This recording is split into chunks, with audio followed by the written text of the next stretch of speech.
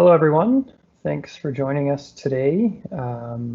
We are about to get started here, and we're just checking in on our attendee numbers. There's a few more trickling in, so I'm just going to mute myself for maybe one more minute here as people trickle in, and then we'll officially get started.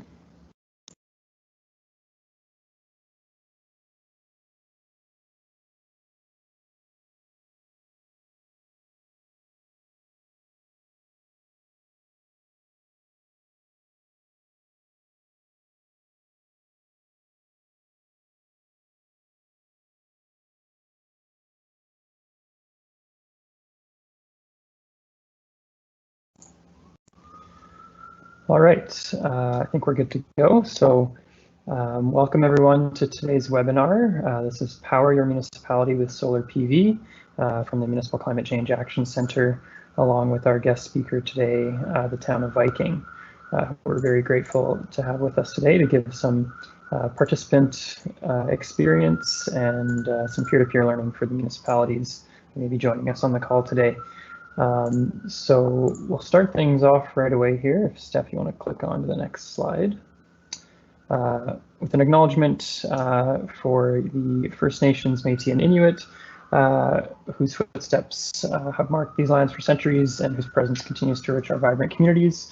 We just want to acknowledge that we are respectfully bringing you this presentation from Treaty 6 territory here, where myself, I'm in Edmonton, along with Stephanie Ripley, and Don McLeod from the Town of Viking on the call as well.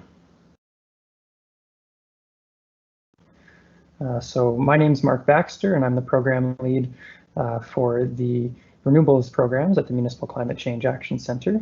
A little bit about the center for anyone who may not be fully aware. We were established in 2009 as a partnership between the Government of Alberta, the Alberta Urban Municipalities Association, and Rural Municipalities of Alberta. The center was established to provide funding, technical assistance, and education to support Alberta municipalities, nonprofits, and schools in addressing climate change.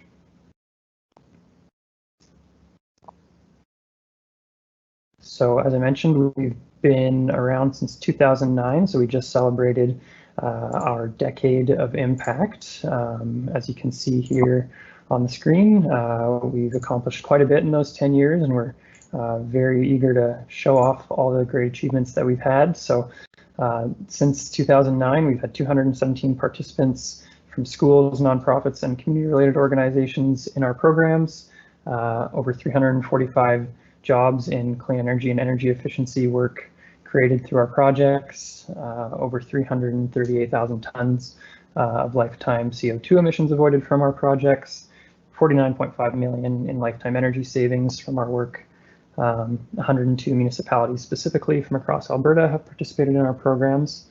$38 million of renewable energy and energy efficiency projects have been catalyzed thanks to our funding. A total of 536 projects at the time of our decade of impact across these sectors as well, and specifically relevant to our solar PV programs, which we'll be talking about today. We now have 10 megawatts of installed capacity from our program, and lots more on the way, which we'll talk a little bit more about in the coming slides. So an agenda for today's presentation. We're just going to talk a little bit about the basics of solar PV, and then jump right into, as I mentioned, the Alberta Municipal Solar Program, which is one of our longest running programs. We'll talk a little bit about eligibility, funding, and some examples of how to participate in the program. From there, we'll kind of naturally transition into the Town of Viking with Don McLeod, who will talk about their project that they're just in the midst of completing through the program, give a bit of a case study on how that project came to be and some of the lessons learned to share to others that might be looking to do a project themselves. And then we'll talk about, for those of you who have not yet participated, how to get started and what the process kind of looks like in participating through the program from a program administration perspective before getting into question and answers, which we should have a few minutes for. So save those to the end, and we'll get to those before closing out today. So with solar PV basics, we just wanted to spend a couple slides talking about the technology for anyone who's relatively new in this space and wanting to learn a bit more about how this technology works and why it might be something that we at the center are interested in funding and supporting. So solar PV or solar photovoltaics are a renewable energy technology that convert energy from sunlight into electricity. Electricity is first used to power a building or load that the system is connected to, and excess electricity is then exported to the grid. In the cases of all of our projects through this program in particular, that's kind of the structure of how the energy flows, what we call microgeneration. There are, of course, systems that are on the solar farm scale that feed electricity directly into a grid, not necessarily building mounted, but we'll talk a little bit about that distinction as well. Power from the grid in all cases with a grid tied or roof mounted system. In those situations, the grid is sort of a backup battery there. So supplying electricity anytime that the solar PV panels aren't producing enough to meet the full demand from that facility. So what we call grid connected systems there, and basically never having to worry about not having access to power. And the technology is really versatile and dispatchable, so it can come in a variety of sizes and mounted on roofs, walls, or directly on the ground, as we'll hear about from how the Town of Viking decided to install their project. So why solar PV? Why is this something that the Action Center has funding for and is of interest to us right now?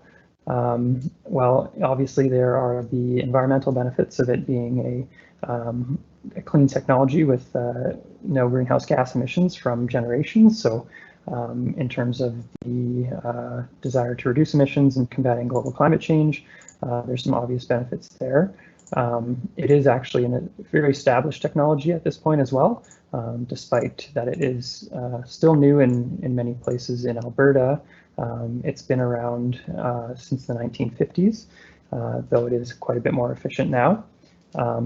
Worldwide, in terms of an economic impact, we're seeing more people now currently employed in the solar industry than in some of the more traditional fossil fuel industries like coal, which is really an exciting and interesting transition that we can kind of see happening right before us.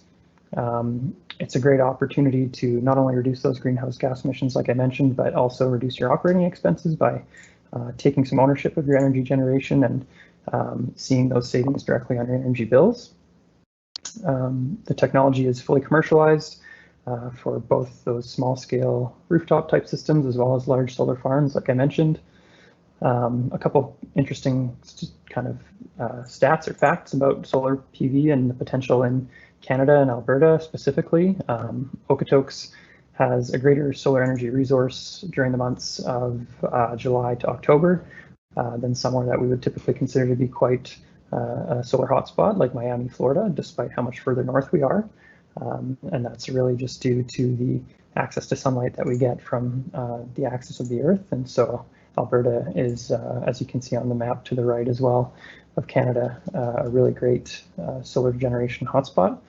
And even here in Edmonton specifically, our annual solar energy resource is 20% greater than Manchester, UK, despite both cities being at the same latitude, again, just due to kind of that axis. So on the right as well, you can see the map of Canada and how the solar potential kind of plays out across the country, with Alberta and Saskatchewan being kind of neck and neck there in terms of some of the great potential. And in the top right, you see a comparison to Germany, which I think many people associate with being one of the leaders in renewable energy globally, and it's definitely true that they are, but they actually don't have anywhere near as good of a solar resource as Canada. A lot of their success has been because of the policies that they've put in place, and you know, with similar policies here in Canada, with the great access that we have, the results can be even greater. So very exciting potential for the country. With that, I'll pass it over to Stephanie Ripley, who is project coordinator on our team here at the Action Center for Renewables, and she'll talk about the specifics of the Alberta Municipal Solar Program. Awesome, thanks, Mark. So yeah, the Alberta Municipal Solar Program is one of our longest running programs at the Action Center.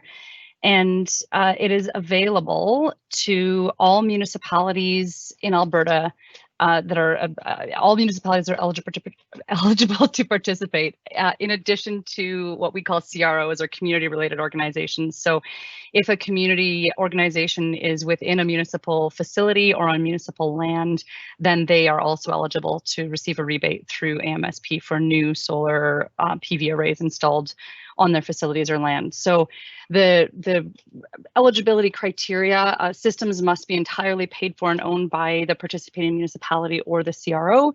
The systems, like I said, must be located on land or a facility that's owned by the municipality. They have to be grid connected, as Mark was explaining earlier. Any of those grid tied systems are eligible, and compliant with Alberta's microgeneration regulations. So that basically just means that they can't produce more electricity over the course of a year than what their offset facility is consuming in that year. So we'll talk a little bit more a bit later about aggregating loads in order to build a larger system, which is exactly what Viking did. But in that case, they're still not producing more from the array than what they're using from all of those loads over the course of a year. So that's within the microgeneration criteria. What else do I want to say? I think that's kind of it. That other than, it's the program is really intended to assist municipalities and community organizations in offsetting some of their electricity use. So it's not intended for larger residential or business systems. It is very much specific to municipalities and community organizations. So to date, the participation in the program has been really good. We've had really good uptake with this program. We've funded 102 projects with 48 different municipalities. To this point, we have actually, the projects that have been completed was that 10 megawatts that you saw in an earlier slide, but we've approved 20 megawatts of capacity. So there are a number of really large projects that are currently being built. We have 12 of the 20 megawatts approved, about 12 of them are constructed and operational already, and 8 more are currently under construction right now. And the emissions reduced per year of that 14,000 tons of CO2 equivalent is equivalent to about 3,000 average residential homes in Alberta. It would power that number of homes for a year.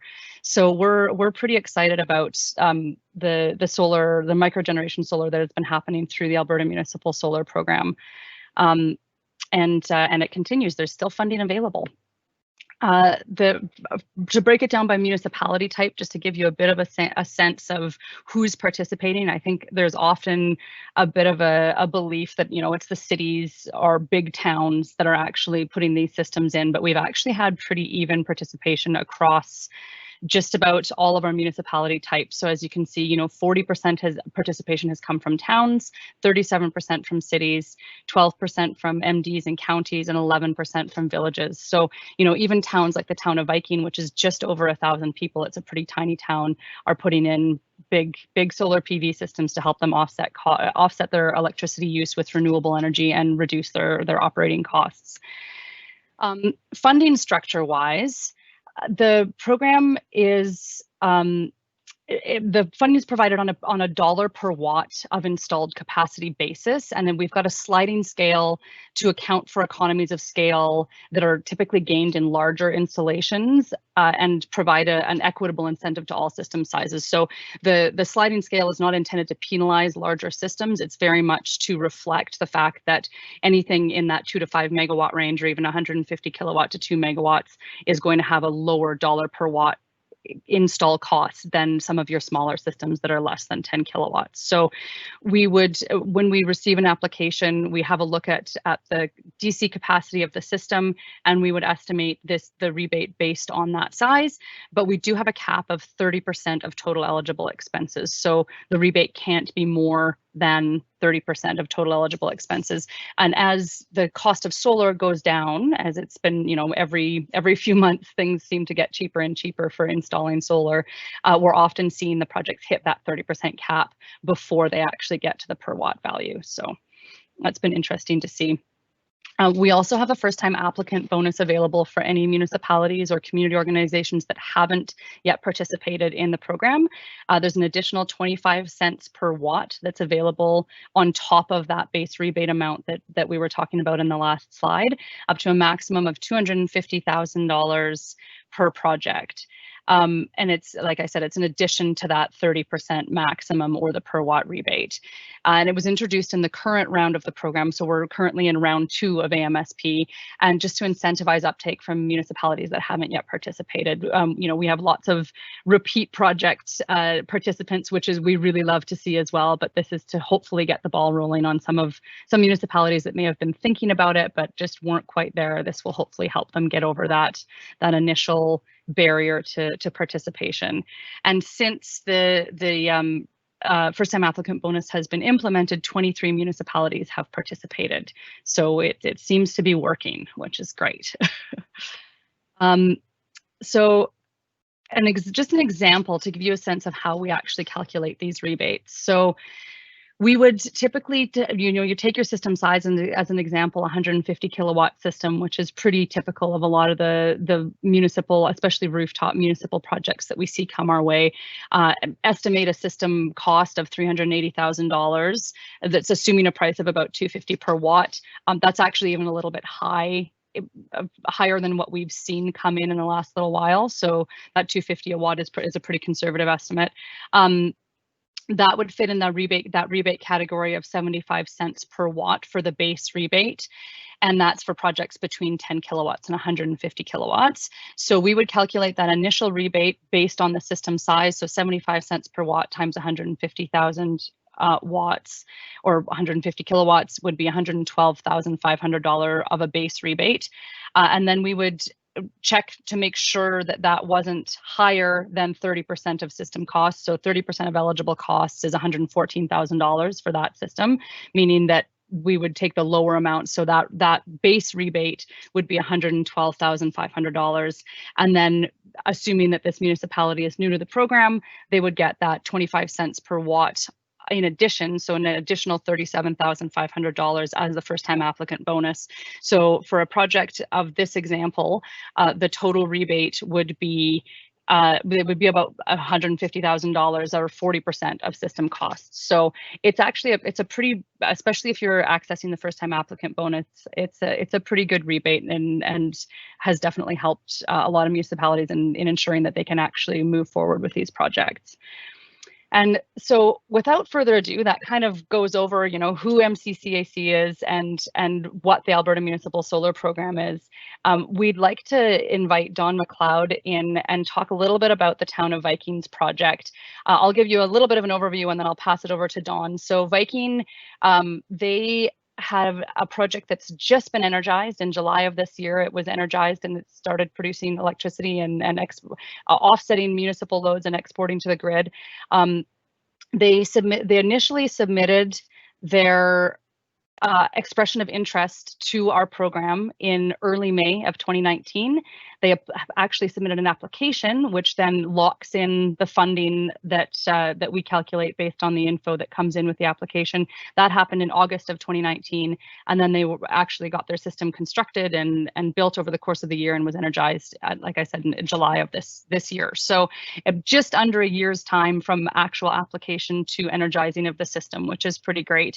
It was a 1.05 megawatt system, so it's a really big ground mount system, and it will offset 100% of Viking's municipal operations loads over the course of a year. So it'll produce enough electricity to offset all of the electricity that's used annually within the Town of Viking's operations. So they received, or they were about to receive, they're just finishing up their completion documents. So $807,528 of funding from us. And the total cost of the project was just under 1.9 million. So I will, without further ado, I'm realizing I need to do one more thing here. I need to get Don queued up and we'll send him live, and I'll pass it over to Don to talk a little bit about their project. Oh, Don, I think you're still muted, and otherwise we're good to go.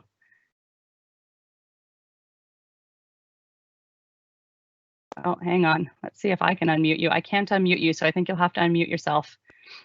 Okay, there we go. There you go. Good. All right. Well, first of all, let me thank Stephanie Ripley of the MCC for giving me this opportunity to speak to everyone today. And especially the ones that are thinking of installing solar in your municipalities. Stephanie gave me a bit of an outline of what she would like me to follow, and I've tried to cover everything that she's asked for, and maybe some extras that she didn't ask for. Anyways, as of June the 24th of 2020, we were officially commissioned and started producing power to offset our own electrical use and put it back into the grid. Now, this all started as a CAO of the town. We are all looking to make each dollar stretch as much as we can. And of course, with our current year, especially with the governments telling us, the provincial government telling that funding was going to be cut, and that we were going to be responsible for, such things as policing and so on like that, which we hadn't had to do previously. And on top of that, my council demanded a 0% increase in both the mill rate and utility services. So I had to become creative in a way that we could make this work for us. Those unfamiliar with you, the Town of Viking operates a very large facility. It's called the Carina, which houses the town office, library, Viking preschool, Apple Fitness Center, indoor walking track, and a 700-seat NHL-sized rink. The rink is operated approximately 10 months of the year, with summer hockey camp and various leagues and figure skating in the winter. This uses quite a bit of power, especially in the summertime when we're putting the ice in. I looked at various options, how to maximize any kind of power savings we could do for the building. And when I heard about the program in early 2020, first thing I did was download all the information and spent the next 2 days determining how the Carina could be best benefit from this program, because it is a huge power user.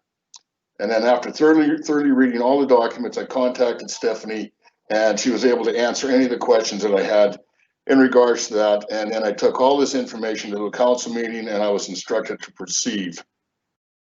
What I did is, once I got permission to go ahead, I looked ahead, and I looked around, and it recommends that you get 4 quotes from reputable companies that are listed in the Solar Alberta membership directory, and which is what I did. And I invited each one of the companies out to the facility to look at what we needed and the size, shape, everything like that. So one of the problems we ran into after an inspection was the orientation of the Carina is not south, as in most cases, as most towns in Alberta and Saskatchewan. The town is square to the railway, and the railway is not square to anything. So that's where we're at with that. So we would not be able to produce, much, not nearly as much electricity as we would have liked if it would have been true orientated south. And then the other situation is that because of the construction of the building, there was concern regarding snow load, wind load, and on the building, and the extra stress that might cause us. And then after discussing it with our engineers, it was decided that we had to go with a ground mount. And by going with a ground mount, we could orientate it, right north-south, or the best orientation possible for where we are. And then we were able to, by moving it to the new location, we were able to maximize the facility for optimum micro generation. The 4 companies I spoke with, I had told them that this could be a possibility, and when we were directed to go this way, council and 2 of them just walked away. They didn't respond to my request to produce a ground mount solar farm. So then we were left with 2 of them, and the 2 companies expressed some concerns regarding this, but we assured them that this was the spot we needed and everything would be fine. Once the new location was chosen, this allowed us to look at load aggregation, and the province had made changes to the load aggregation. I believe, I'm not quite sure when they made the change, but it was changed to allow us to lump together all of our different site IDs under the town. So right now we run the Carina, the lift stations, the curling rink, the town shop, the water plant, the community hall, the senior centers, the street lights. All this stuff is run, and we're able to aggregate all that under one site ID next by the lift station. And we went from by being able to maximize the size of the solar array, we went from a 650 kilowatt project to a 1.05 megawatt project. And the area chosen on the east side of the town was on land that was unsuitable for development of any kind, but it already had an electrical service to the town's main lift station, and it runs directly adjacent to the DFO feed into town, which, like I say, is adjacent to the property. Then once the site was chosen, we had the two remaining companies submit proposals to us. Included in the scenario was to be a payback of which when the town could be expected to turn a profit on the project. And we also looked at the solar panels and inverters and so on like that, just to make sure that if we're going to spend this kind of money, we want to make sure that we're getting the biggest bang for our dollar.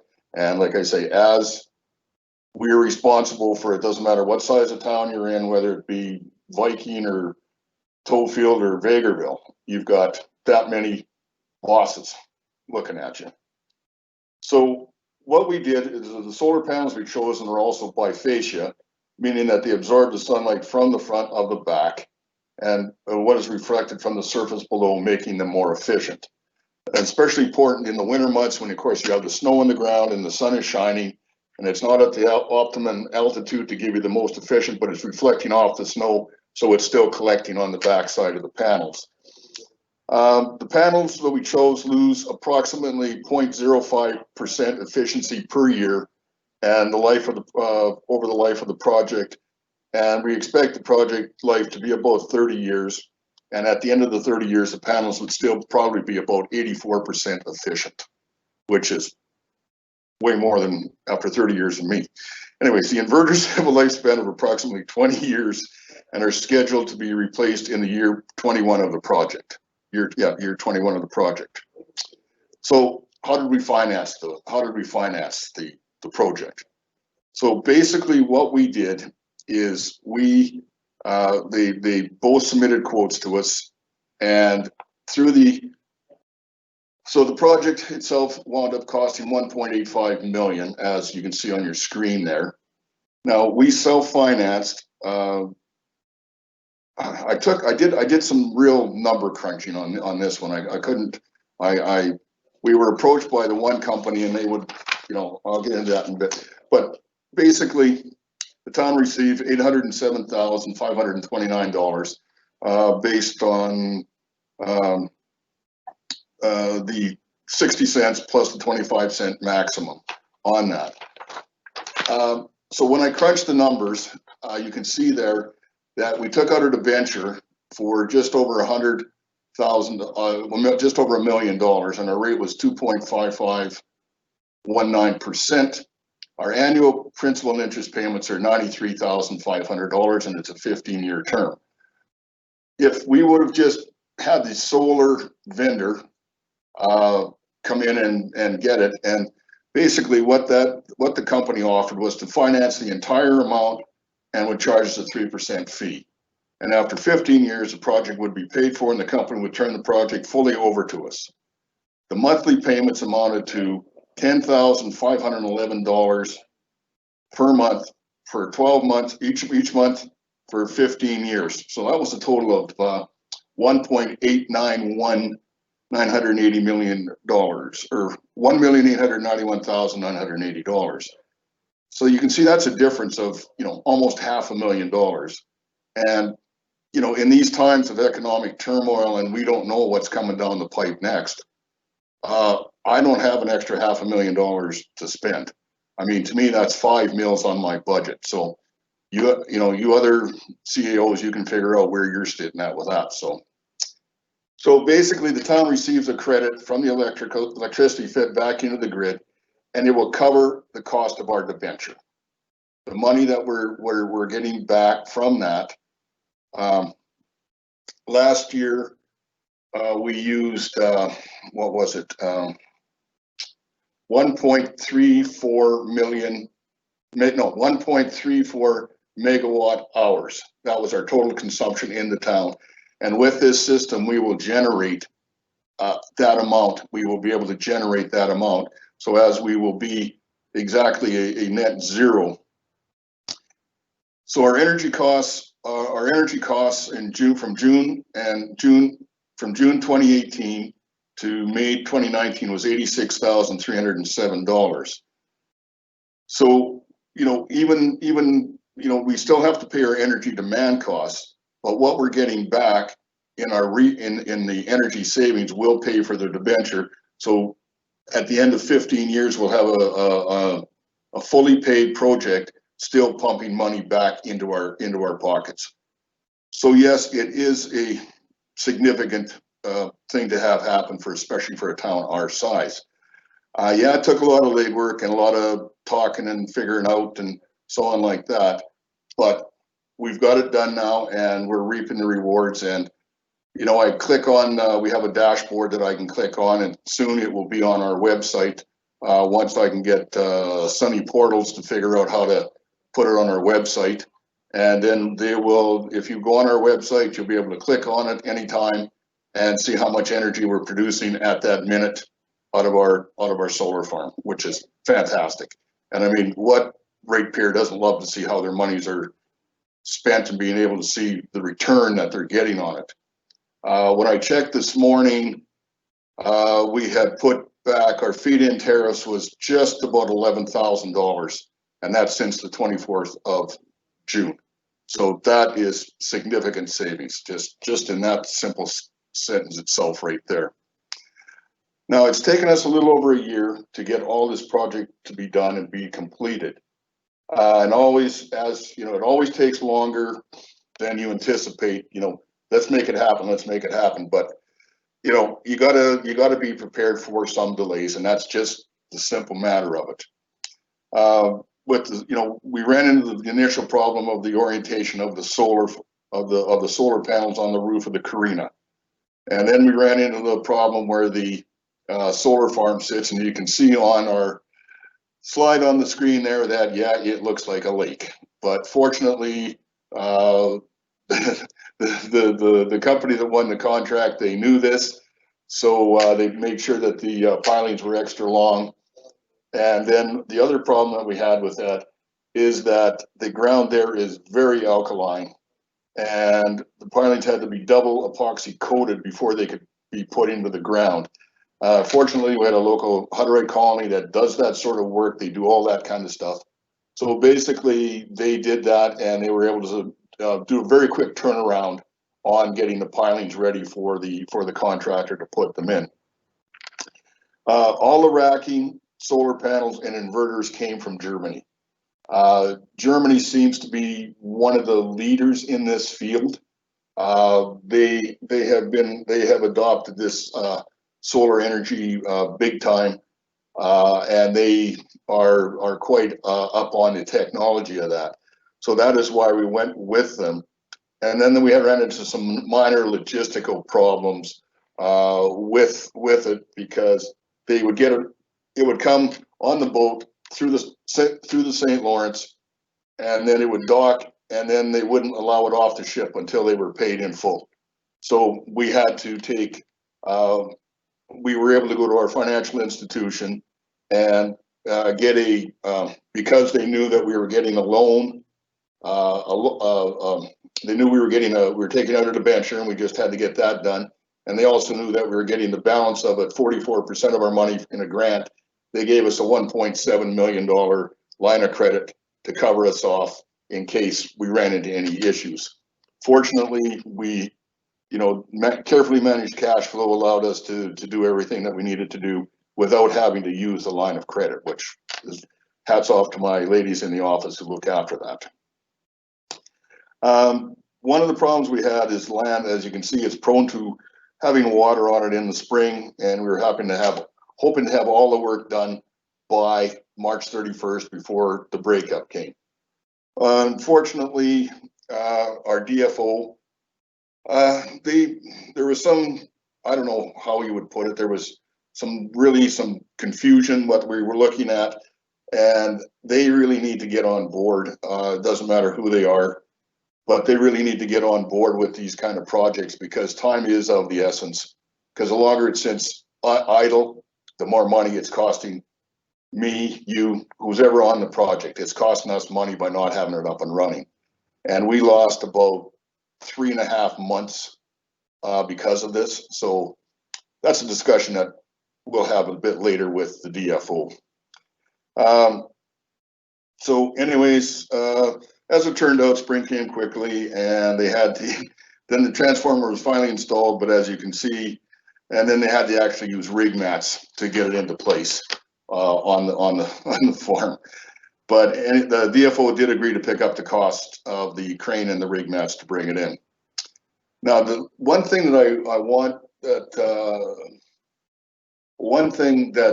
says there, analyzing rate riders for accuracy can save money. We had done, I had, you know, like I said, I turned over every rock that I could find. And what I did is I went to our, I started checking, and the Carina, like generally when a building is built, you don't know what it's going to produce or what it's going to use in power. So they say, well, it usually uses, it's a rate 61 and you use 270 kilowatts. That's your demand charge. So you get billed at that demand charge. In fact, the Carina was at rate 61 with a 270 kilowatt demand charge. And in fact, the actual demand was only 210 kilowatts. So that's going to result in an additional savings to us of $3,500 a year in electrical costs from the Carina. Then the same thing happened with our old water plant building. It was a water plant. Then in 2005, it was converted to the town shop because we got the Highway 14 water line came into town. We had remained at a rate 50 with a demand of 50 kilowatts since 2005. We went to a general service at a rate 41 and no demand charge. That's going to save us $2,500 a year just on that one building in energy costs. So, but it's really strange how they never told us that we could do that. The DFO never said that, yeah, we should take a look at that since it's a changed use for the building. So that's something that you as CFOs might, or CAOs might want to take a look at. And as always, when you're applying for grants, be prepared. Research the literature and fully answer the questions. And if you're not sure, ask before submitting. Make sure that make sure that you have the answers in proper locations. It's clear, it's concise, and if you don't understand, ask questions. Because the more complete the application is when you submit it, the less trouble you're going to have. Because every time it has to turn around to get questions or answers, then it kind of it goes up and down in the pile. And the object is to keep it at the top of the pile at all times. And in that way, you do get your results that you're wishing for. So again, that pretty much concludes my presentation. I don't think there's any other slides. Okay. Thanks so much, Don. We're going to pass it back to Mark. Okay. Now, I just wanted to thank you again, Stephanie, for all your patience, for answering all my questions and helping with the application. And I also want to send out a big shout out to Dandelion Renewables, who were our successful contractor. And those guys were fantastic. They went above and beyond to get this project up and running. Many kudos to them. Awesome. Thanks so much for that presentation, Don. I'll maybe just get you to mute yourself actually again here, so we have some echo. Thanks. Yeah, it's super valuable to hear that perspective directly from a municipality that did participate. Obviously, we as program administrators talk all day about the kind of theory of the program and how to participate, but it's super valuable to hear someone who's gone through the process and can speak the language to the other participants, especially about the real nuts and bolts of how it proceeded. So that's very valuable. And if there's any questions from folks, we encourage you to get those into the chat now, and just a few more slides before we can answer those. Just to kind of close things out here, summarizing the process from the participation in the program perspective, as Don had kind of gone through what things look like from the development side, from our program participation side in order to access the funding. We've broken it down into 6 steps, as Don mentioned, with the first one being reviewing the guidebook for the program and the resources that we have online. Obviously, the better understanding of the program there is, the easier those applications will be, easier for us to review and quicker for you to get your funding secured. So that's a great tip from Don, as he mentioned and as he followed in terms of the advice we give, getting multiple quotes from installers as you submit your expression of interest is a great way to get familiar with the sort of different offerings that vendors will have in the province and make sure that you are getting a competitive price for your project. So we definitely recommend you do that as well. Once we've reviewed your expression of interest and let you know if your project's eligible for the program, it basically falls back to the municipality to select one of those installers to move forward with developing the project and submit their full application to the program, which for us basically requires seeing that agreement in place with an installer and then some of that other more technical paperwork on your system specifications and such that the installer will likely take care of the majority. From there, once we've reviewed all the documentation that we need at the application stage, we'll issue a funding agreement to the municipality, basically stating that if the project proceeds as it was outlined in the application documents, that you'll be guaranteed a funding amount of however that rebate calculates. That Steph kind of walked through in the example. From there, we kind of step away from the picture for a little bit as the project proceeds with development. And we basically provide you the information that you'll need to submit back to us at the completion stage for review, just so that we can confirm that the project was built according to plan and that there's no outstanding invoices or anything like that, at which point we'll review everything. And if all the boxes are ticked, then we will forward the rebate payment off to the municipality, and they're free to go ahead from there and cash that check and then continue to see those savings from the system for years to come, as Don mentioned. So that's our kind of quick 6-step breakdown. A couple last things here in terms of other resources outside of the guidebook and the program specific materials. The Action Center, we are an education resource generally for these types of projects. So we do have a number of resources on our website and in our learning center for just learning more about the technology and about the industry, whether or not you're quite ready to proceed with the project. So we've got things like how to choose a solar provider guide. We have a checklist for those municipalities that may need to go out to tender for the construction of their system. It provides some tips on some key things you'll want to make sure you include in an RFP for a solar PV project. We've got what we call a Solar Friendly Municipalities Toolkit, which is a series of documents and a calculator, as you can see here, which has everything from kind of a deeper dive into the solar PV technology basics that I covered very briefly at the beginning, to things like installation process and cost. We've also got some best practices for how municipalities can set up their own permits and taxation to encourage residential solar development in their communities. And then some community engagement strategies for municipalities on solar PV as well. And then finally, as I mentioned, that solar calculator, which is something we built in partnership with Lakeland College, and it is basically a sort of deep dive financial calculator that can be used for those that are really crunching the numbers, as kind of Don mentioned, and it'll provide you some useful information on specifically the paybacks you might see in Alberta based on the electricity prices for your jurisdiction and things like that. So take a look at that if you're interested. Next up here, just wanted to point out, along with this webinar, we've also released a blog this month, which focuses on specifically how Alberta municipalities are ideal solar generators, and specifically in terms of microgeneration, why they are such ideal candidates for those types of systems.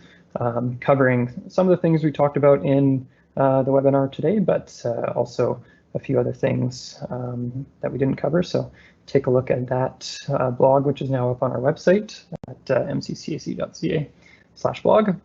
And then lastly, I will mention some of our other funding and services that we do offer, as AMSP, the Municipal Solar Program, is not our only program. We have a number of different initiatives for those that are interested in this space, but maybe solar PV is not quite the project that you're interested in. We've got an electric vehicles for municipalities program, which provides incentives for EVs in the municipal fleet. The Recreation Energy Conservation Program, which is a funding program for energy efficiency retrofits in your rec centers in your municipalities. The Municipal Energy Manager Program and the Municipal Energy Champions Program. So those are programs that either provide funding for an in-house grant for staff to come in and be an energy manager within the municipality to help you kind of take those projects on internally and not have to kind of share that work across folks who maybe that's not their full-time job. It lets you basically hire a municipal energy manager right in your municipality to focus full-time on these types of initiatives. The Partners for Climate Protection Program, an advisory service and program that basically helps you in tracking your emissions across your corporate and community sort of emissions inventories and helps you make plans for reducing those. And then very similar to the AMSP is our Solar for Schools program, runs almost in direct mirror fashion to this program we talked about today, just with slightly different incentives and eligibility, specifically for public school authorities in Alberta. And all those programs are still accepting applications, so feel free to check them out on our website. Okay, I think with that, yeah, we're ready for questions. Yeah, we've hit question period. There's a few of them. So there's some comments and some questions. So I'm going to leave Mark up on the screen just to keep him in the hot seat, and I will read the questions. Mikhail from Dandelion Renewables that installed the system wanted to correct Dawn in one instance. He said a minor correction that the modules were shipped from Vietnam and not Germany. I think the racking came from Germany and the modules came from Vietnam, just to clarify. And then we have a question from Cassie about how much land was necessary for your system. I'll let you answer that one, Don. There you go. Hi, Kathy. Yeah, we used approximately just under 6 acres, or the area was 200 meters by 116 meters, which works out to 5.97 acres, or 2.whatever it is hectares. Well, 1 acres, guys. So what can I tell you? So great, thanks, Don. 2.32 hectares. And then she has a second question. Do you know the approximate increase in power produced by going with bifacial modules? That would have to be a question for that they would ask their installer, or they could maybe find out online. I don't know. To me, it seemed like a brilliant idea because we get winter in Alberta, and there's lots of reflection off the snow. So it just seemed like the right way to go. Yeah, and Cassie, I can follow up with you on that one. I think there's definitely a bunch of research going on as to exactly, and it depends on the scenario you're in, but I can try and send you some documents that might help you out in that instance as well. And then let's see, we've got a comment from Jason, who looks like he's working in Saskatchewan. He's just wanted to say, great work, MCCAC. I'm doing my part to encourage something similar to get going in Saskatchewan. Good on you, Jason. We'd love to see this going across the country. Another question from Cassie. Are you able to speak to the process of confirming that all of your town sites could be aggregated? I believe that all sites need to be on the same feeder to be aggregated, but I'm not sure how to confirm this. That was something that when we contacted our DFO to get this done, they were able to do that for us, Kathy. There was a big help with Dandelion Renewables. We submitted all of our site IDs, and they were able to work together and get this all done up for us so that everything was, we were able to get it all done under one site aggregation. Great, thanks, Don. Yeah. And oh, sorry, go ahead, Mark.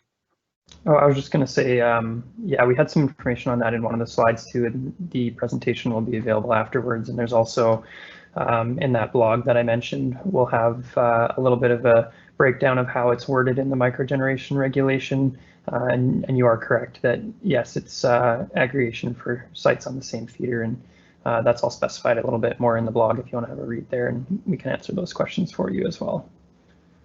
And we did have confirmation from Mikhail at Dandelion. I think they had estimated a 5% increase from the use of the bifacial modules for this particular system. Okay, and I think that's it. Any other questions?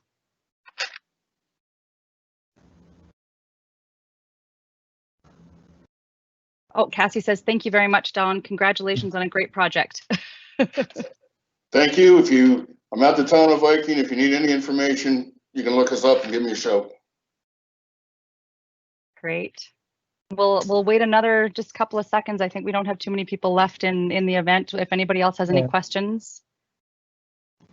Yeah, we've got our website up on the screen there. General contact questions for MCCAC. You can send to contact@mccac.ca.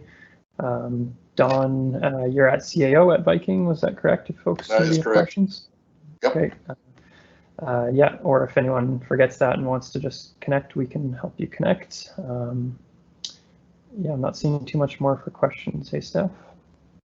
No, that looks like we may have answered everyone's burning issues. But yeah, like Mark says, if you have anything additional, feel free to get in touch.